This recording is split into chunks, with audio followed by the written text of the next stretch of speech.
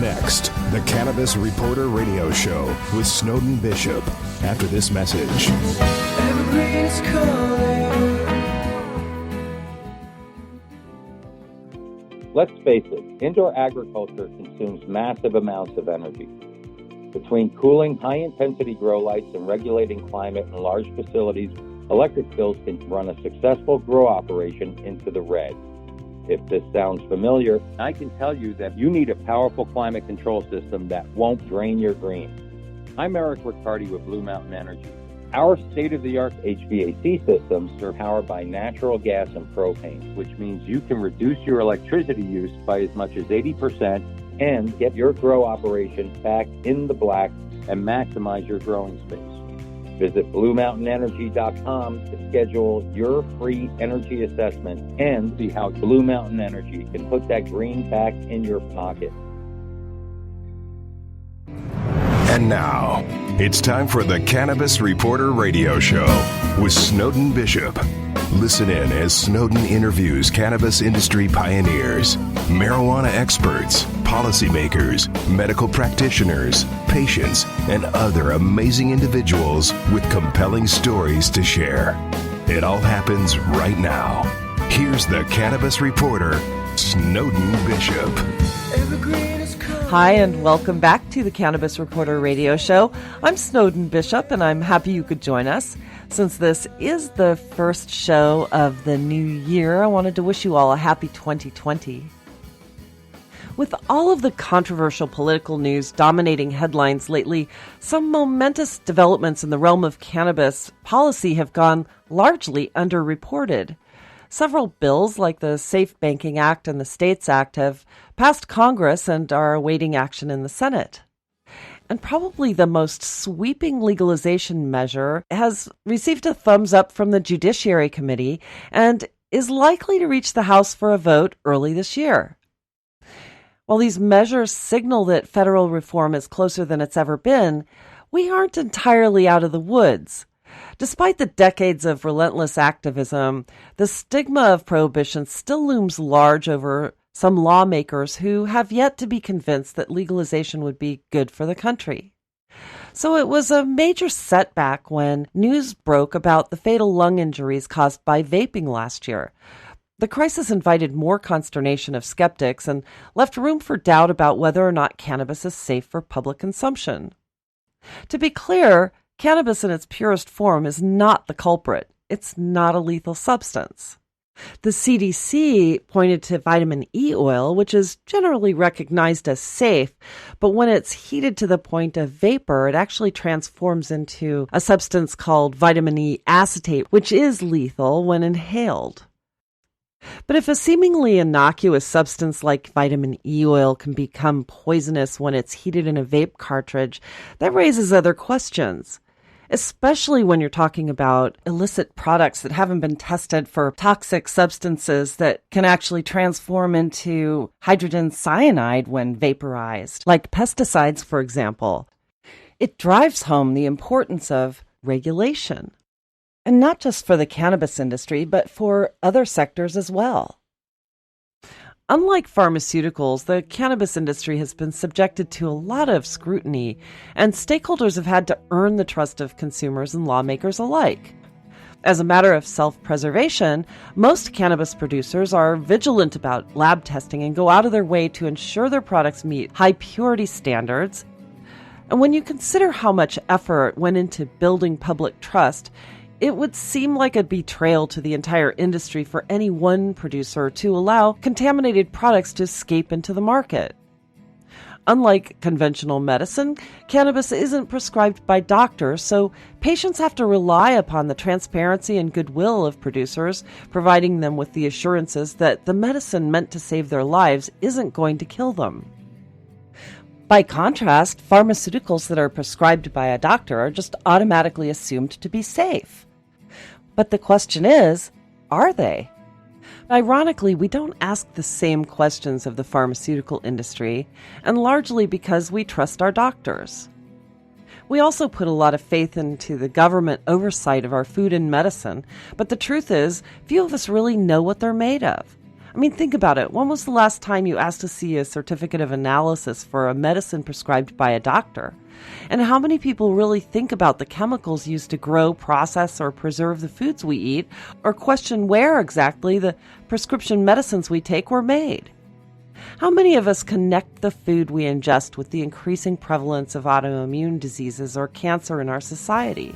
And when medical conditions worsen or result in fatalities, how many of us actually ask about the pharmaceuticals that may have contributed to it? Furthermore, there's just been a lot of deregulation going on, and we really don't have a lot of transparency of institutions that are meant to protect us. So when you consider that, the vaping crisis should serve as a wake-up call for all of us to start paying more attention, asking more questions, and demanding better oversight. And this is where cannabis actually has a good opportunity to shift the paradigm for other industries. Most states require that growers and manufacturers test their ingredients and make certificates of analysis available to consumers upon request. But state-mandated testing of the cannabis plant may not be sufficient enough to detect all of the contaminants that led to the vaping deaths. Cannabis producers need to also test their soil and substrates and their entire supply chain from soil to extracts. That's the topic of today's show, and our guests unearthed some shocking revelations that appear in a report they co-authored called Plant STDs. And yes, you heard me right, STDs, which I'll let them explain. So, autoimmune specialist Jessica Chandler and cannabis media expert Denise Mahaffey are principals in a research firm called Trinity Global and creators of a public service campaign to educate the public about the hazardous chemicals prevalent in the substrates and growing media most commonly used for indoor cultivation. As a PR specialist, Denise has represented clients in emerging and existing markets with a focus on cannabis enterprise and organizations that have been a catalyst for positive change. She's actively involved in advocacy groups such as NFL Pro Bowl Computers and the U.S. Hemp CBD Media Industry Foundation since 2013. She's a 40 Under 40 award recipient and producer and host of Inspire San Diego.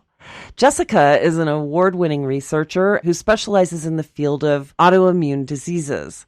She spent 20 years helping to set industry standards furthering autoimmune disease research and diagnostic standards. Thank you both so much for joining me. Thank you. Thank you so much. So I'm really eager to hear about plant STDs.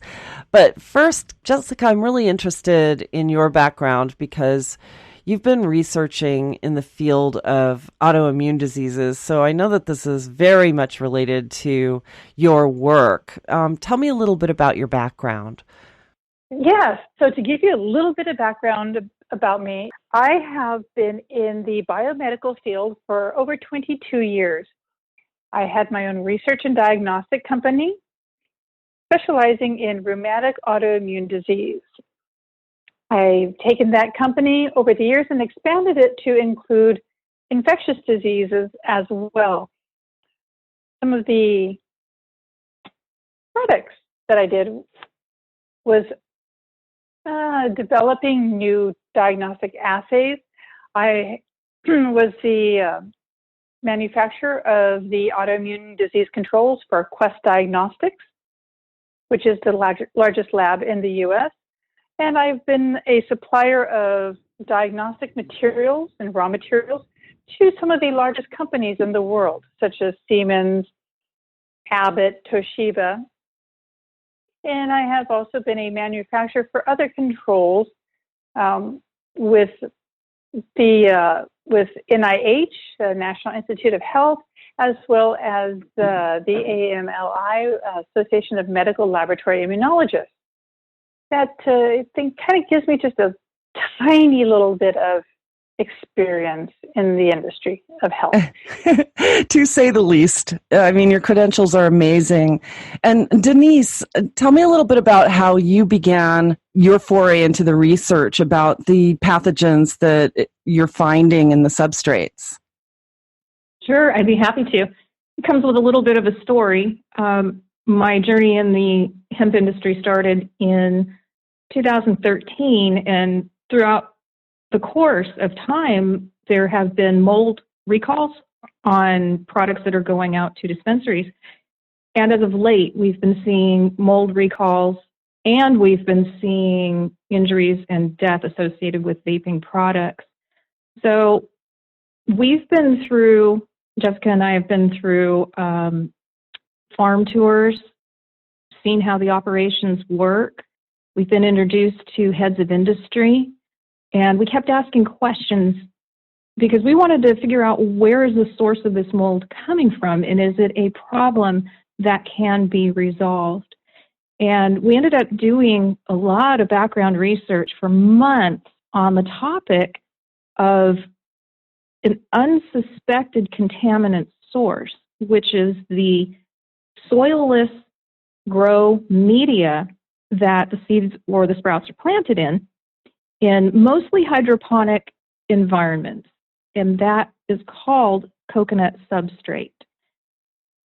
It has a common name, coconut coir or coconut peat, cocoa coir, cocoa peat, and it's very popular because it helps with the root growth of the plant and supporting the actual roots.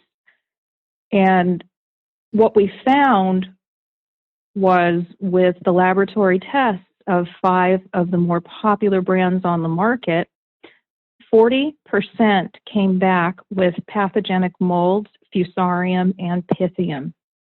You discovered this by accident. Tell me what happened.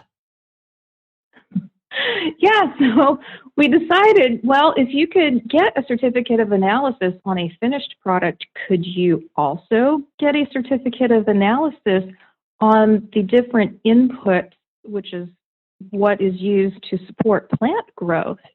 And the answer was yes. So most of the contamination research that's out there points to fertilizer, non-organic fertilizer, and weed control, and the health repercussions of ingesting that into your body. So that was already known. What wasn't known was the substrate. So when the analysis came back, it was literally the smoking gun on how mold begins to proliferate in a grow environment, especially for cannabis, which is the microcosm of agriculture. And it's tested multiple times throughout its plant life cycle before it turns into a finished product for consumers. And there was the one story that you had told me before, which was that you had planted your own seeds for vegetables. Tell me about that. Yeah, so I really wanted to plant something and grow something in my home garden. I went to Home Depot and I purchased a greenhouse tray with these prepackaged pellets. All you do is add water and add a seed. How hard could that be, right? So I did. I put the seeds in, I put the water in exactly like the instructions said, and mold formed. And the question that was always in the back of my mind is, where did the mold come from? So as we were doing this research, it dawned on me it happened to me on a very small scale. So my loss was maybe $10 at the garden center, but when you're talking about a commercial operation, especially with cannabis, you're talking millions of dollars of an investment in the grow facility, all the equipment. And as the nutrients and everything's flowing through the whole system in an indoor grow environment, if there's contamination present, it will proliferate and contaminate the entire operation. And that is where the big issues start coming in, is what do these growers do with this contaminated crop? You know, because it is a substantial loss that they could be facing. No doubt. Then what you have is you have a crop that is covered with mold, powdery mildew, PM, and they spray it with fungicide. Well, what happens when the fungicide is then heated because this crop is either unscrupulously sold or it is reduced down into an oil, which then concentrates everything and it's put into the vape pen. When you heat it, especially in the vape pen and concentrated, you get hydrogen cyanide. You are inhaling cyanide gas. Let that sink in for a moment. Mm-hmm. It's truly astonishing when you consider that actually happens to be one of the toxic ingredients that has been found in the people that have been poisoned and gone to the hospital recently with this big controversy over the vaping pens. And you were able to make the connection between that and what you found? Yes. And you start asking why at the various different levels. Why is this happening? Why is this happening? What is causing this? And you start going back further and further and further and further, which brought us back to the substrate, the coconut core, the substrate that's being utilized in these, where they're using river water and various contaminated water to wash, quote unquote, their products. And I don't know if anybody has any background or experience or has seen anything with what the water systems are like in these countries. It's pretty scary. Well, I mean, some water sources, your food in that. Yeah, and some water sources are where they bathe. The sewage is commingled. There are a lot of problems with the water purity in some of the third world countries where some of these products are being grown, and they don't have the same kind of regulatory oversight of their water supply that we have here in the States. But even here in the States, we have contamination that goes unnoticed or unreported, I should say. And, it causes a lot of problems for us, especially in these agricultural areas where the water tables are contaminated with all of the things that they spray all over these plants. But that's a whole other topic. But, I just find it astonishing that you were able to make the connection between the cocoa core and the vaping issue. And have you had any discussions with the CDC about what you have found, or are you planning to in the future? No, I'm actually not planning to. And the reason being is cannabis is governed by the states. So if you have a regulatory body that's overseeing from a federal level, it would be better if the growers would manage themselves and if the growers would be aware of this problem.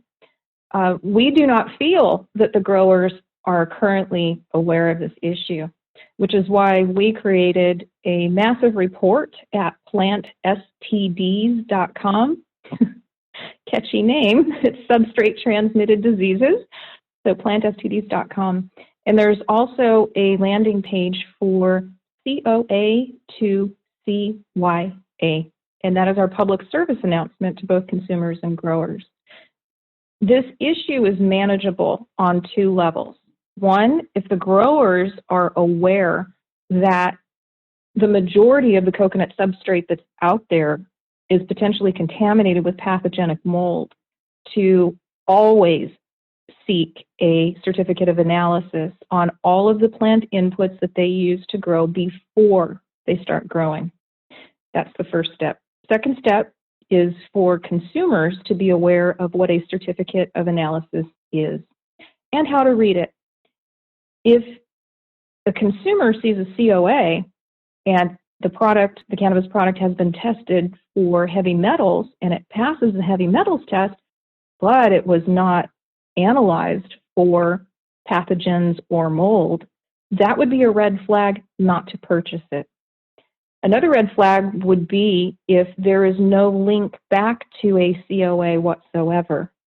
If the package or the product that the consumer wishes to purchase has no traceable analysis, then our recommendation would be to find a product that does have traceable analysis. Otherwise, the consumer is gambling with their life at this point, especially when it comes to vaping. But the mold recalls and the yeast recalls have been happening in dispensaries with pre-rolls. And you think about, why a pre-roll? Well, it's because you can't see it.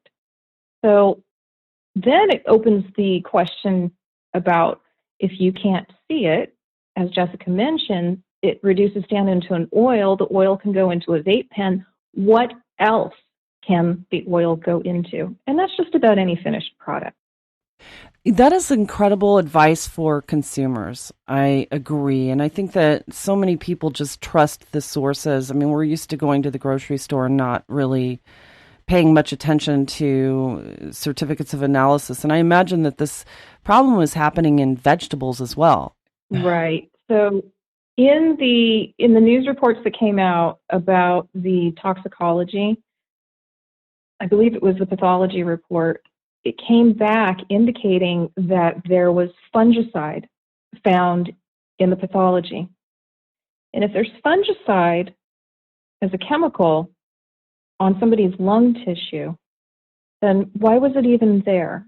And if you backtrack one step further, that would be the presence of mold. So if mold is an issue, then the grower attempted to eliminate the mold with a chemical product on a natural plant medicine. That is just so scary. And Jessica, tell me the health ramifications of this. Oh, well, I mean, you're inhaling cyanide. You're poisoning yourself. I mean, you can get, burns on your lungs, blisters. You can have all sorts of respiratory issues and diseases that can be created from it. The big one though is that you can die. It's a big deal, just from stuff like this. Now, it may not be just a one-time type of thing. However, regular users, they're definitely going to find issues with this as well. And I mean, when you start looking at some of the materials that are sold, perhaps, black market or, outside of dispensaries where they're not so controlled, there's even growers who are using Roundup to dry their plants faster. That is absolutely horrifying to me. And this is true also in the tobacco industry, isn't it? Where they're creating nicotine vape products? Well, the nicotine and vape products, they're not quite the same manufacturing as that goes into the other because they're not necessarily using the oils.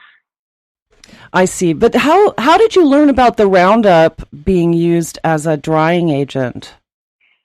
That would be from one of our associates who has been in the agriculture industry for well over 25 years, and he's been he manufactures organic nutrients. He consults for various growers, whether they're in the cannabis industry, the hemp industry, or, if they're just growing, grapes for their vineyard. So he's seen it all. And with all of this that was coming down, he brought that to a discussion one day, and it was shocking to us. Shocking. Well, it is shocking, and I guess I'm not really sure how Roundup could be a drying. I would think that Roundup would just, kill everything on the plant itself, drying or not. Glyphosate is a desiccant, can be used as a desiccant, a drying agent. Right. Yeah, and I know it kills weeds, and without killing the plants that are chemically altered to grow despite having an herbicide sprayed on them or sprayed in the soil. So the plants are already harvested, so they're harvested and hung to dry.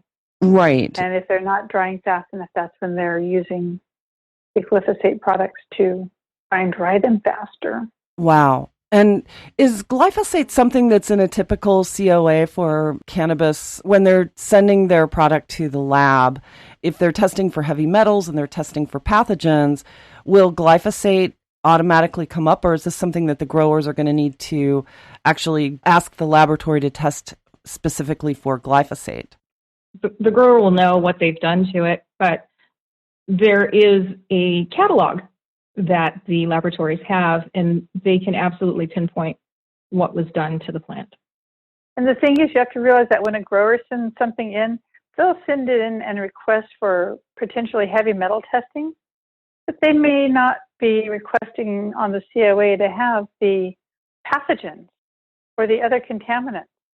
Now, there's states that are requiring a higher level of testing and regulation where the growers are having to provide all this additional information, which is good. Well, what about for the end product? The end product manufacturers do their own lab testing and usually provide a COA to the end user, or they make it available to the end user online or wherever. And would the glyphosate show up in the standard testing that people do to test the products after it's left the grower? If they're looking for it. Yes, it will come up in the analysis. Oh, go ahead. If they're testing for it.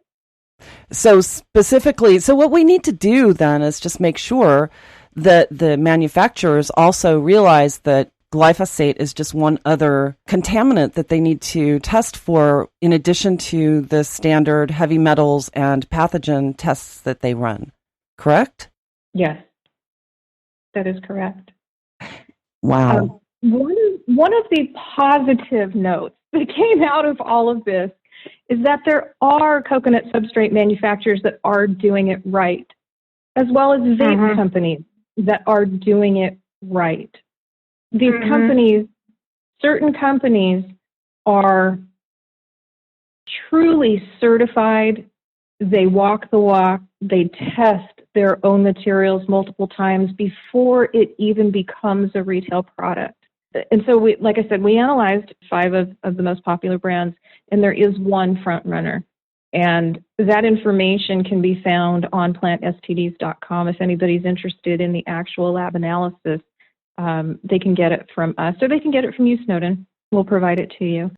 Yeah, I definitely plan to post all of this online, but I think it's a matter of everyone in the supply chain to be aware that there are additional contaminants that they need to test for in order to avoid the obvious problems that we've had with the vaping products.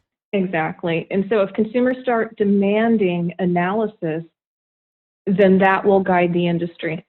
So I really feel that this is an issue that can be resolved from within. However, this also branches out to world agriculture.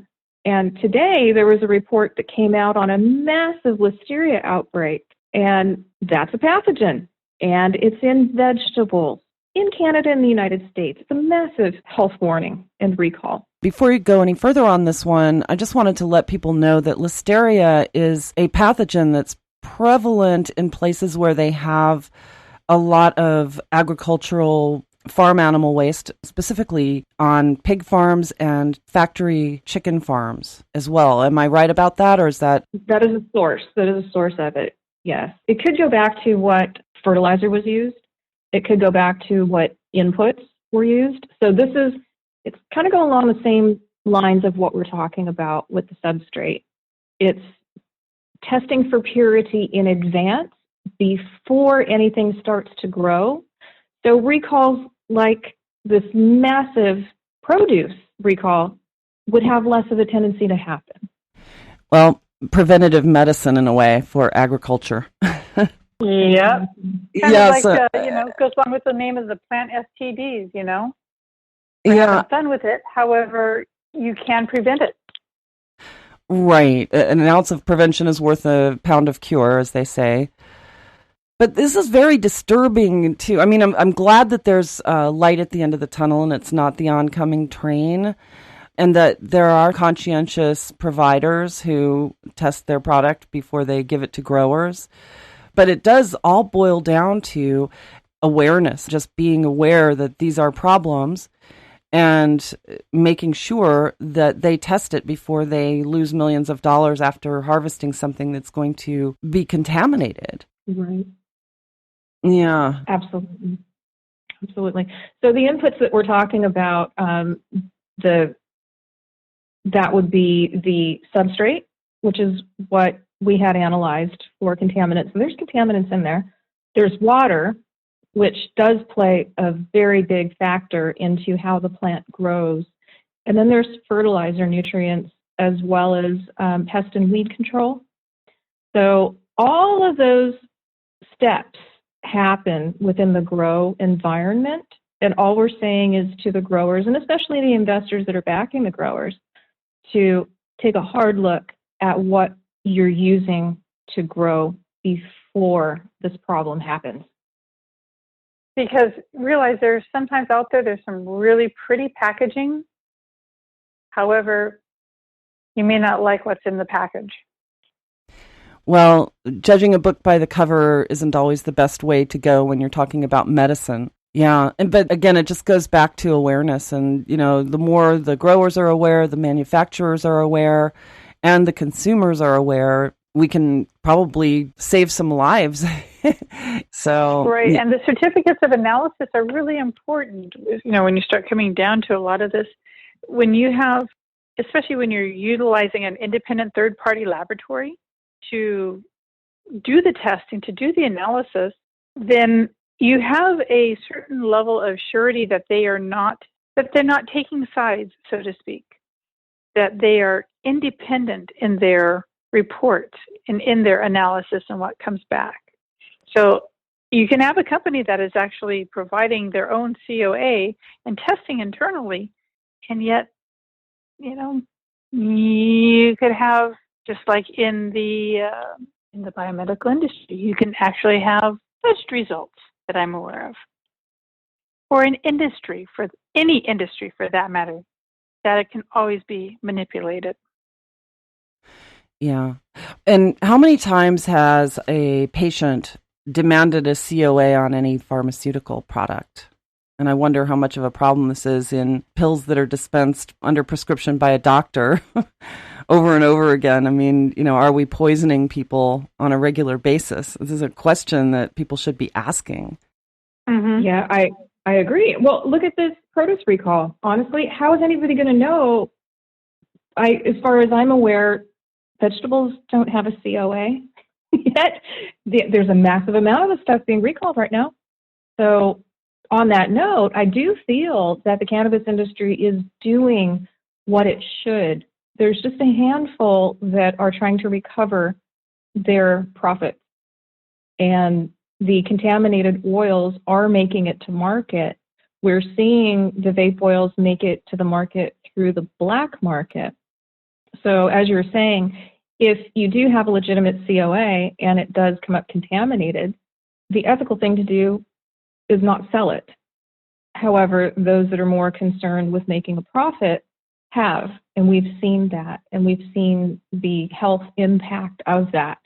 So we're asking everybody, from the growers to the investors to the consumer, everybody do all that they can to correct the situation, and that's by asking for the COA. Yeah. Well, the cannabis industry has an opportunity here to be a leader. I mean, they're so highly regulated in so many ways, and in some states the testing is somewhat considered overkill, but it really isn't, because it is protecting consumers at the end of the day. And if the rest of the agricultural industries out there would follow some of the lead of the cannabis industry and adopt some of those regulations, wouldn't you think that it would make our food supply in general a lot healthier? Oh, absolutely. Yeah. I'm in total agreement with you. Because you see hundreds of millions of pounds of this coconut substrate product being exported annually. And this is to support the world food supply. So if we're looking at cannabis as a microcosm of agriculture, and we're seeing this problem, and we know that it can be corrected by relying on an independent third-party certificate of analysis, then perhaps that action, that behavior should be adopted for the entire agriculture industry. So I do feel that cannabis is an industry that is doing everything possible within its own regulations to self-police. There is just a handful, obviously, that we're hearing about, that have chosen profit over ethics, and that's the sad part of business. So the real pathway to protecting one's health is by making absolutely sure that there's analysis of purity behind the products that they wish to purchase and consume. Yeah, absolutely. Now, does this problem also impact the hydroponic growers, people who are growing in water-based environments as opposed to soil? Yes. Absolutely. How is that? So coconut substrate is, if you can imagine it, as it's the hairy part of the outside of the coconut, and it's the spongy part. So all of that is stripped away from the actual nut itself, and that is what gives the roots the support to grow, plant roots.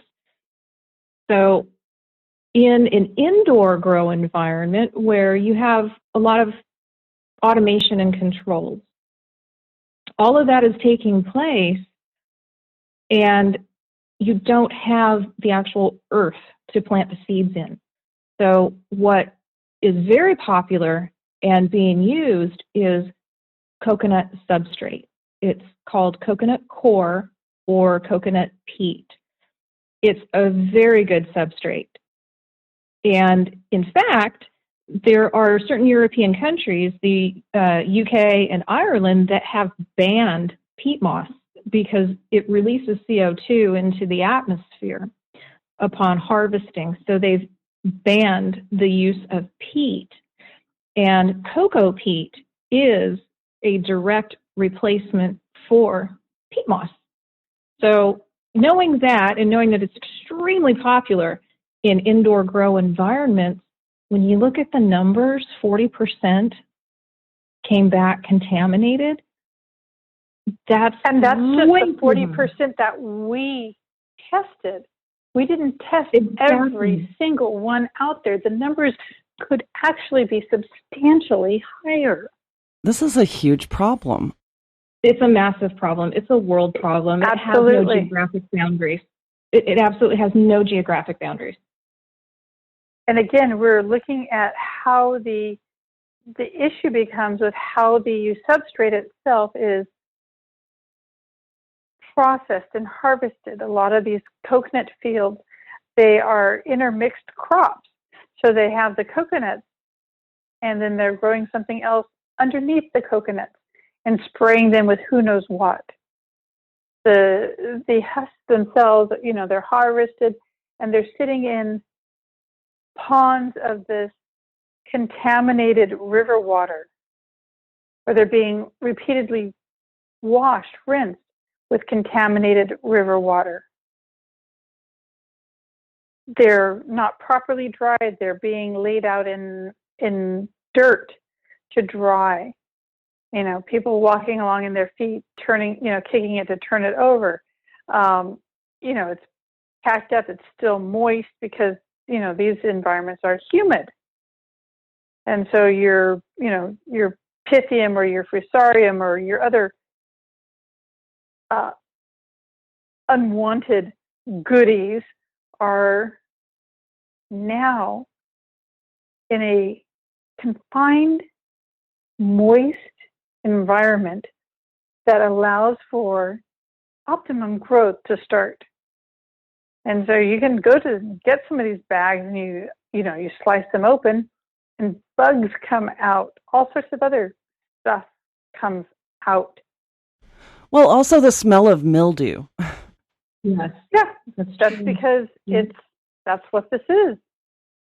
That is what this is. Right. And also those shipping containers are prone to producing mold and organic material that's being shipped overseas. So I can only imagine that by the time it arrives in the U.S., I can imagine that it's just proliferating an even bigger problem for people receiving the substrates in the U.S. Well, it's been really interesting, this whole education process about this, and being able to talk to a gentleman who's been in the industry for over 35 years and finding out they've even gone through extremes of ensuring humidity control in their shipping containers. How is that they have gone above and beyond. It's incredible when you really, really start looking at how this product could actually be manufactured and provided in a high ethical and quality way. So just to give your listeners a little bit of background, there is an extensive report at plantstds.com. And what we talk about is the entire manufacturing process. So when you look at a coconut that's growing in a tree, how does it become food? How does it become a substrate? Well, the process that Jessica was describing as far as soaking the shells in order to remove the substrate material from the coconut shell, that's called retting. And retting, I've read online that it takes months of soaking this material in water. The sources of the water are undefined in most cases. In some cases, as in this manufacturer that has been in the industry for more than 3 decades, going on 4 decades, they know the process. They know where the contamination points can happen, and they're very diligent about making sure that when it goes through the retting process and they add nutrients, they dry it completely. They had a custom machine made to dry it completely. So that way, when it is packaged and it goes into a humidity-controlled shipping container, by the time the consumer or the grower gets it, there are no surprises. So there are companies that are doing it right. It's the other companies that have questionable manufacturing processes, and somehow, do not ask me how, there is a major certification company out there in Europe that has certified one of the most contaminated substrates in the report. How that can happen blows my mind. If you're going to put any type of organic certification or industry certification on your product, you have got to be sure that your processes are in place to ensure purity. That's why the manufacturers go through these certification processes. So as a consumer, going through this report, and we're starting to understand and seeing where the industry is falling apart, or somebody's not paying attention. So whether you see organic on the label, which organization has actually certified that it is organic? That's a huge issue. And it's mind-boggling, really, when you consider just how massive this problem is. And Jessica, I have a question for you. With the uptick in autoimmune diseases over the last couple of decades, how much weight would this problem have in creating that phenomenon? Well, there's multiple different aspects, I think, in this whole autoimmune disease component, because what you're doing is you are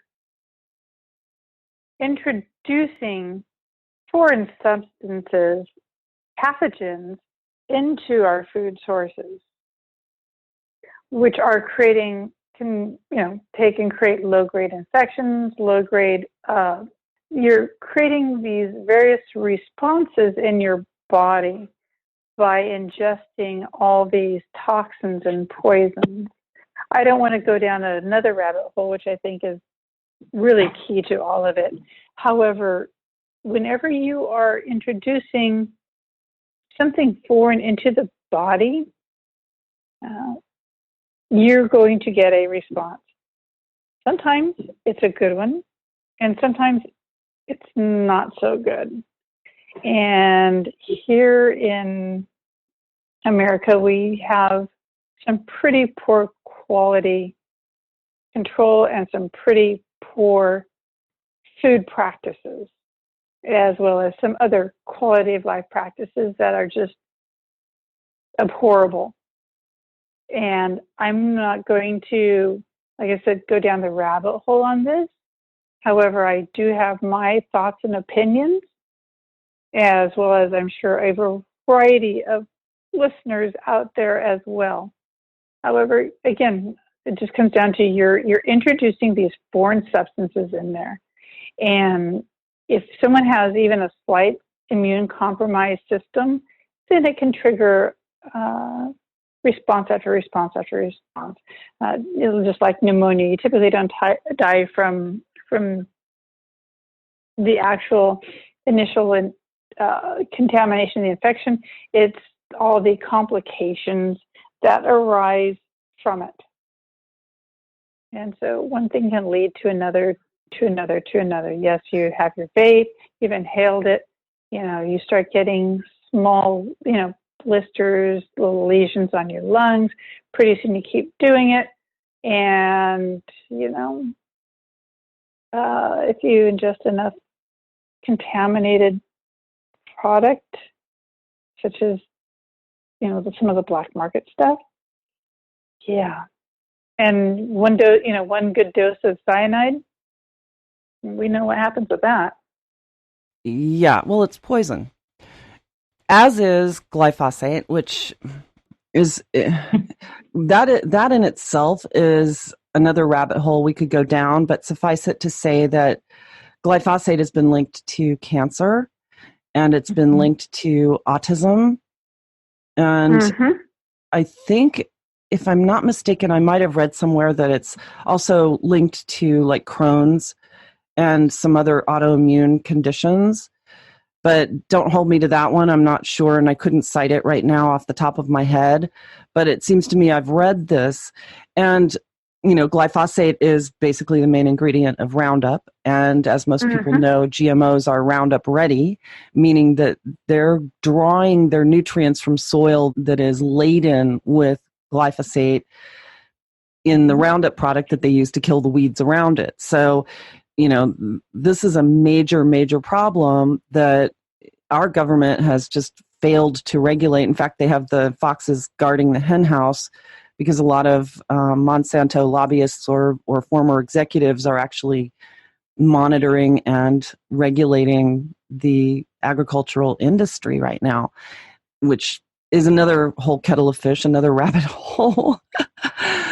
But it's such a miracle medicine when it comes to helping people with autoimmune conditions. So to have contaminated... Not just autoimmune, but many, many other ones. It is a miracle plant. Yeah, well, our bodies are equipped to process it, and our bodies actually need it, which is what a lot of recent research is showing. But what I'm getting at is that here you've got this miracle medicine that can address all of these conditions that have become more and more common in our population over the last 20, 30 years due to contaminated agriculture and lifestyle problems, contaminants of everyday life, from the air we breathe to the water we drink. And yet, contaminating that medicine with the very chemicals that are causing some of these problems just seems like a circular, it's a spiral. And so nipping this problem in the bud through this industry and raising awareness through this industry about this problem, one can only hope that this might cause a cascade effect in getting people to start questioning the agriculture and the water and the lack of regulation in our air quality control on so many levels. The contaminants that go into our water supply just from the runoff on farms, from the glyphosate that's in our rivers. So, I think that you guys have opened up Pandora's box. And the thing is, what's really, really going on here as well is the cannabis industry and the hemp industry, because as you know, these plants are, especially hemp, is able to remediate soil. We can remediate these toxic soils with hemp. However, these industries have the potential to create a whole new standard, to create a whole new awareness, to really make a change in what and how things have been done. You know what? You just encapsulated what I was trying to say a moment ago just beautifully. I mean, and I've talked about this a lot on this show, that the cannabis industry does have this opportunity to set new standards and to create a healthier way of doing just about everything in terms of agriculture. And you're right, it's a remedial medium. Hemp is, not only is it a great plant for sequestering carbon, pulling it out of the atmosphere and restoring it back to the soil where it belongs, but yes, it does remediate by pulling in a lot of the contaminants that are in the soil. And the wonderful thing about hemp is that the harvests that were remediating soil can be used for industrial purposes, so that it's not something that's being consumed by patients or used as a food source. It can go into hempcrete, and it can go into making plastics. And, you know, there's still going to be the problem of carbon emissions in that manufacturing process, especially if the plant has absorbed a lot of these toxins. But it's still less toxic than processing fossil fuels for making toilet paper and plastic.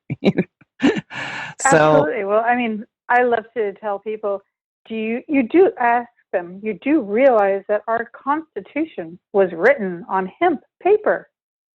Yeah, the first draft of it absolutely was. And Declaration of Independence and just about everything else. Although the quality of paper, they wound up putting it on regular parchment, the final in the Smithsonian. But all newspapers were made of hemp. In fact, all paper products that were consumables were made of hemp. Textiles, the very first Levi's, you know, and rope, sails, you name it, clothing, all of it. Yeah. In fact, canvas actually came from the word cannabis originally. A lot of people just don't know this, and even like the first Bible was that still exists today and is in readable condition was printed on hemp. And, you know, it's thousands of years old. They've got these satchels and mummies that have hemp, that are wrapped in hemp. And you've got 4,000 years ago, a satchel from a medicine man contained hemp seeds. So it's pretty interesting, the history that goes back millennia. But we have an opportunity here with this information that you have drummed up.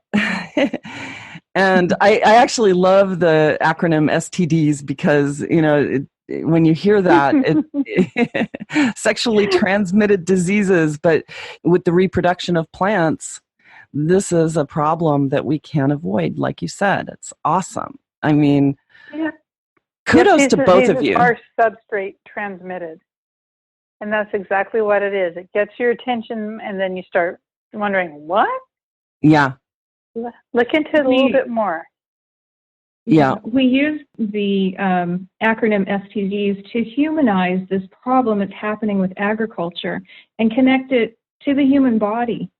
Plants have an immune system just as humans have an immune system.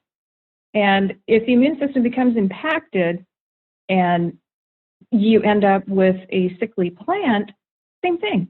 The way to bring it back to health is pretty much doing the same stuff that you would do for yourself. So we connected it with humanizing this issue. So it gives you a chuckle when you talk about plant STDs, but it really does exist, and we're talking about the substrate. Yeah. And the technical definition of substrate, just in case people don't know, is? It's a soilless material used to grow agriculture. Very simply put. I love it. Yeah. Well, I will be putting this report on our website and directing people to yours so that they can sign up to get the COA, as you were talking about, of the different substrates. And then of the companies or the products that you actually had tested. You said you tested 5 of them, correct? Right. Are you publishing the names of those, or is that something that you want to keep close to the vest? No, we have actually published all of the names of the companies that were tested, and those are located on plantstds.com. We're not producing a smear campaign. That is not why we produce this report. That is not why we produce this public service announcement. We're here to let anybody know if you've used those brands, please contact us and we will provide that analysis to you. If you're a legitimate grower, if you do have vested interest in agriculture, we're happy to share the information. We just don't want to put it out there publicly and have this massive backlash that we've been seeing with the vape industry, because not all vape manufacturers are going down that questionable path. A lot of them are very above board. So we really wanted to protect the information, yet provide it to those that really, truly need it. And the list actually also includes, the good guys as well. So it's not just, it's the full list of everyone. So the good guys are on there as well. So we have made that available on plantstds.com. Yeah. Well, it's such valuable information. And again, I mean, congratulations for pulling this together. It's an incredible report, and we'll make it available to everyone that's listening. So is there anything else that you'd like us to let our audiences know about either the work that you're doing or what they should look for? Always ask for the COA, the Certificate of Analysis. Start requesting it for your substrates that you're growing in your growing mediums.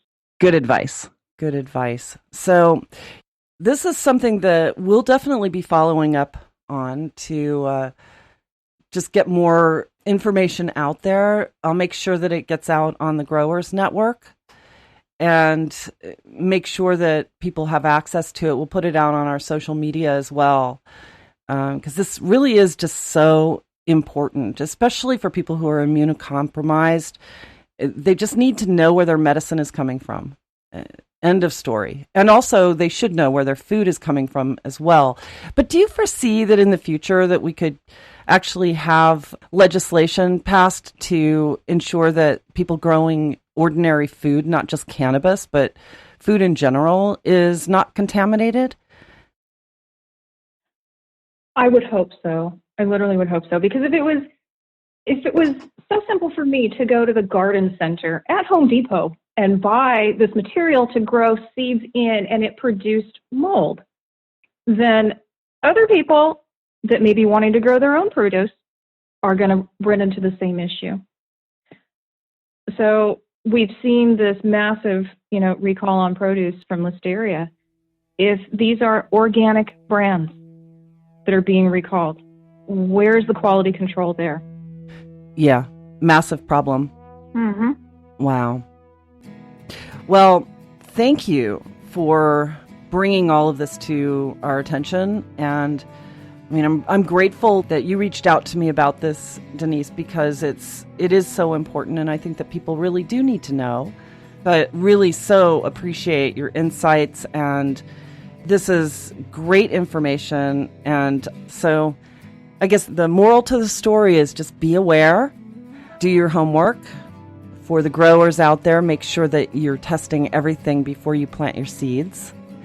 And for the people manufacturing medicine out of cannabis, just make sure you know where they're sourcing their planting materials. And that's the lesson of the day, I guess. It is. Thank you for having us. Yes, it is. Thank you so much. Oh, well, thank you so much. I really appreciate it. And Denise, thank you as well. This has just been really informative, and I really appreciate the information that you've put forth here. So thank you. All right. Thank you so much. If you have any questions, just let us know. I certainly will. So once again, it is time to bring yet another show to a close. I'd like to personally thank my guests, Denise Mahaffey and Jessica Chandler for sharing their insights and knowledge with us today. If you'd like to learn more about the work they're doing, please visit us online at CannabisRadio.com.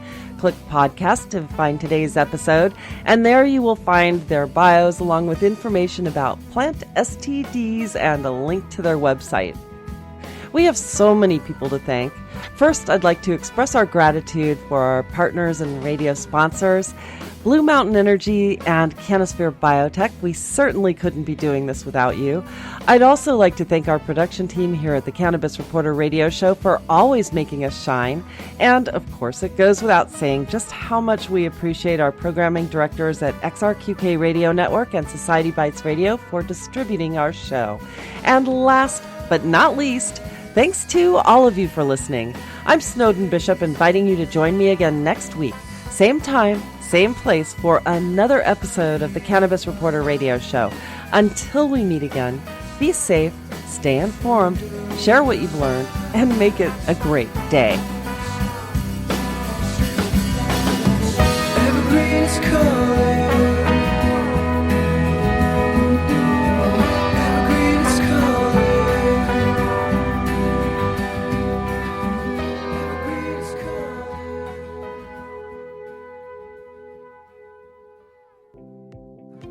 Let's face it, indoor agriculture consumes massive amounts of energy. Between cooling high-intensity grow lights and regulating climate in large facilities, electric bills can run a successful grow operation into the red. If this sounds familiar, I can tell you that you need a powerful climate control system that won't drain your green. I'm Eric Riccardi with Blue Mountain Energy. Our state-of-the-art HVAC systems are powered by natural gas and propane, which means you can reduce your electricity use by as much as 80% and get your grow operation back in the black and maximize your growing space. Visit BlueMountainEnergy.com to schedule your free energy assessment and see how Blue Mountain Energy can put that green back in your pocket.